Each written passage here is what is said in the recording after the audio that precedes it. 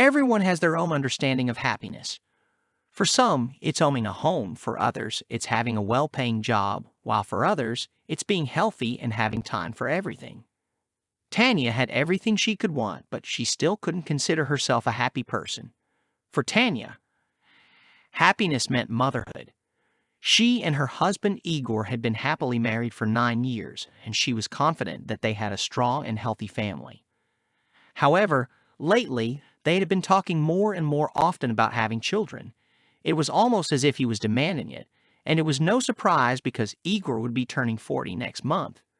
The owner of a big shipping company had plenty of money, but had no heirs. He longed for a son to take over his business. As time passed, the couple underwent medical tests and learned they were able to have children. Unfortunately, they were never able to conceive. One day, Tanyusha's mother said to her, "Don't take offense, but it's possible that God didn't give you and your partner children because you're incompatible. I know you'll be upset with me for saying this, but I always thought so. Please don't argue with me." Tanyusha's mother knew that she didn't like her partner, but Tanyusha loved him and they had a good family. Perhaps their family was only an illusion, as he was out all day. "You're usually alone or with a friend or visiting us. That doesn't make a family. How can you expect children if you only sleep together once a month?" Tanya realized her mother had a point. Tanya told her husband they should try more during the most fertile periods to increase their chance of getting pregnant. However, he ignored her, and sometimes it seemed like he didn't love her anymore. Whenever she brought it up, he would apologize and bring her flowers and gifts, saying he loved her. He would then avoid the topic for a while. Today marks their 10-year wedding anniversary, and Tanya went to the salon, went shopping, and stopped by a store. "Congratulations! Your friend finally proposed to you after 4 years of being together. I'm so happy for you. Can you believe it? I thought he would never have the courage to do it. The other day, we were together at the restaurant and he ended up booking a table for the evening. The way the scroll shone reminded me of a copper basin. It seems like he was pushed into taking this step and somehow it worked out." As Light knew her friend was sensitive about the topic, she searched for the right words to say. Even though she was waiting to have a child herself, she was happy for her friend, who was 36, and it was about time to start a family. Despite feeling a bit envious, Light congratulated her friend on such an important milestone in life. Tanya got to the restaurant at 8 p.m., as planned with Yegor. She waited for half an hour for her husband to call Yegor, but Yegor's phone was off, which was typical for him, but not on that day. After one more hour of waiting, Tanya got upset and paid for her coffee before going home.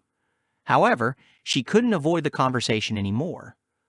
"I waited for you at the restaurant for an hour and a half, but you didn't even bother calling to say you couldn't make it. Today is our anniversary, and you were supposed to keep this evening free for me. I feel disrespected and unloved." Tanya didn't even let her husband take off his shoes before storming out the door, leaving me sincerely surprised. Yes, Yegor gazed at his always calm and submissive wife, who suddenly decided to assert herself.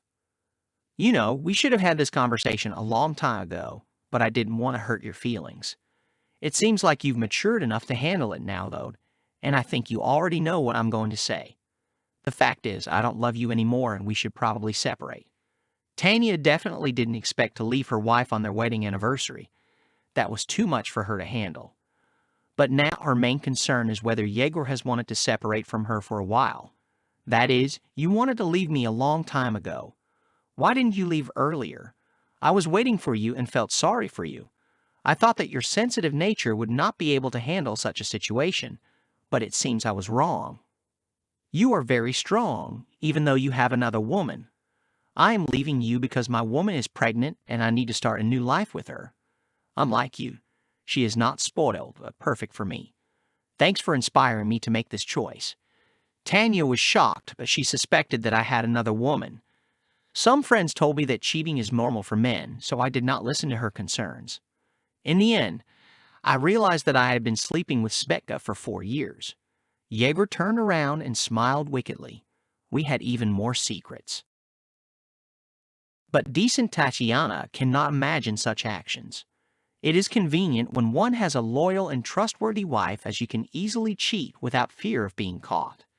Tashiana holds herself to a high standard and hence believes that others will behave in a similarly faithful manner.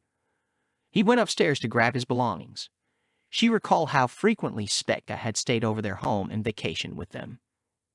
I sat on the couch, unsure what to do. I had nobody to talk to, except for my friend who had taken my husband.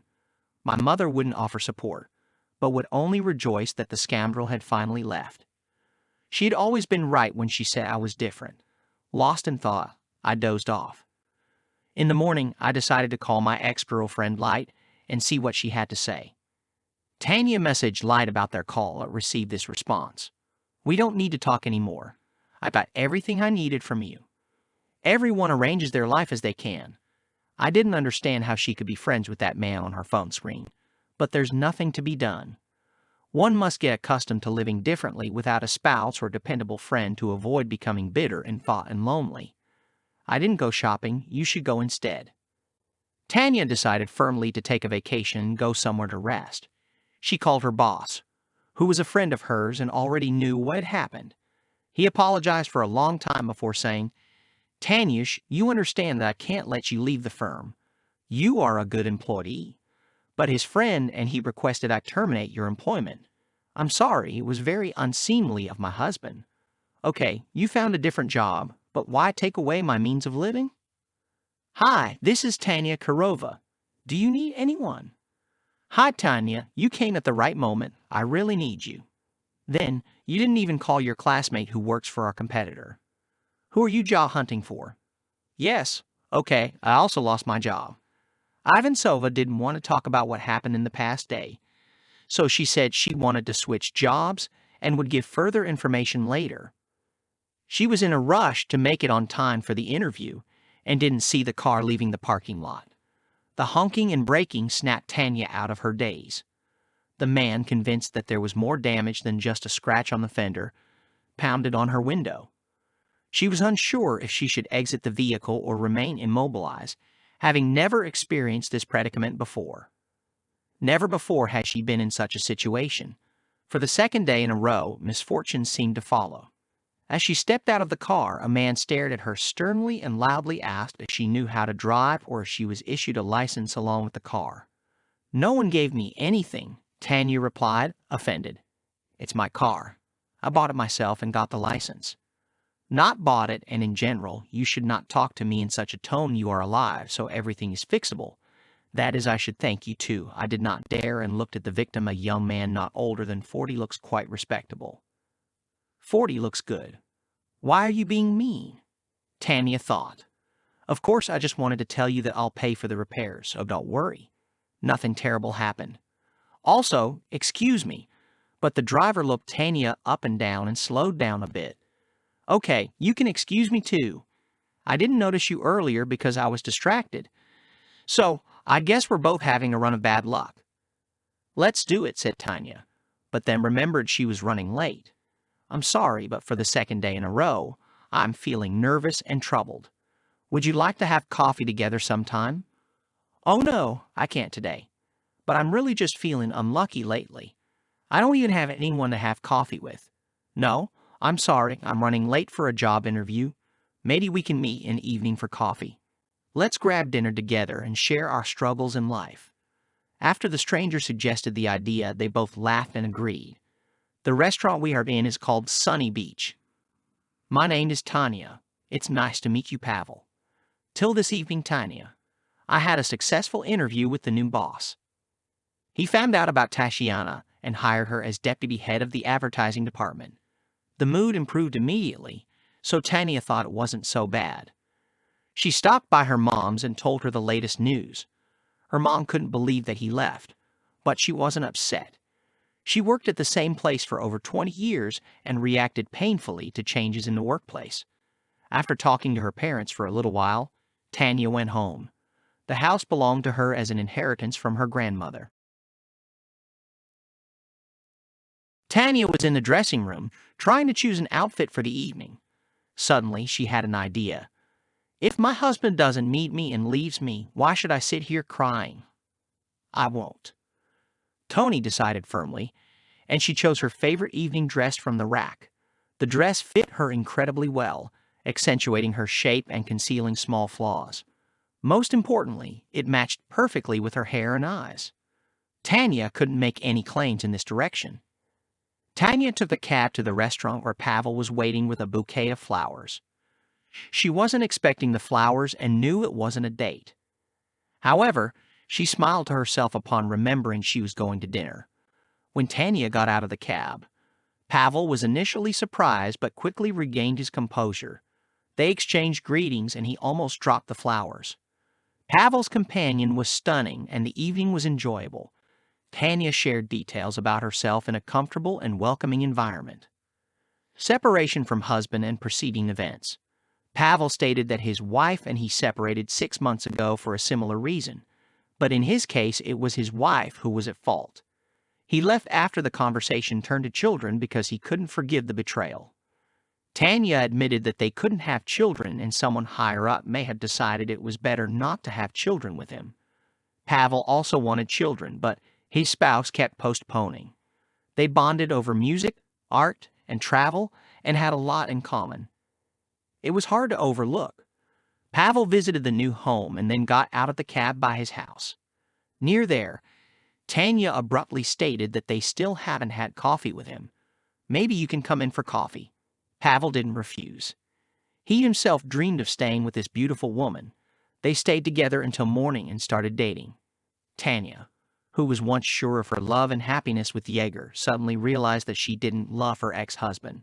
With Pavel, everything was different. It was easy and simple with him. She didn't have to follow any silly rules or traditions with him. She was able to be herself, and it brought her true happiness. After a month, Pavel moved in with Tanya. They began renovating their bedroom, and Pavel did it himself, declining the assistance of a repair crew. Tanya was delighted to lend a hand. Beloved, it was heartening to see that her partner was not only smart, but also handy. They were hanging wallpaper when suddenly he collapsed. She felt lightheaded and almost passed out. Tanyusha, what's wrong? Are you feeling unwell? Maybe your blood pressure dropped. Tanya was terrified. Let's go to the hospital. He helped her into the car and drove her to the clinic. The nurse directed Tanya to an unfamiliar room. He waited for nearly an hour. Then the doctor emerged and called out loudly, "Who was Tatiana Kirov's husband?" "That was me," the doctor. "Daddy," the migraine subsided. "It's all good with your wife," said the doctor. "I'm not a daddy," Pavel interrupted. "It's temporary. In 8 months, you will be a daddy," the doctor explained. Pavel couldn't believe his ears. He was going to be a father. It was real happiness, double happiness. He called Tanya, Tanyusha. "My dear, dear, thank you, no Pashka, thank you. I have been dreaming about this for so long. I also gave and received at once, and true love and children this happiness in double size. Now I can directly say that I am a happy woman."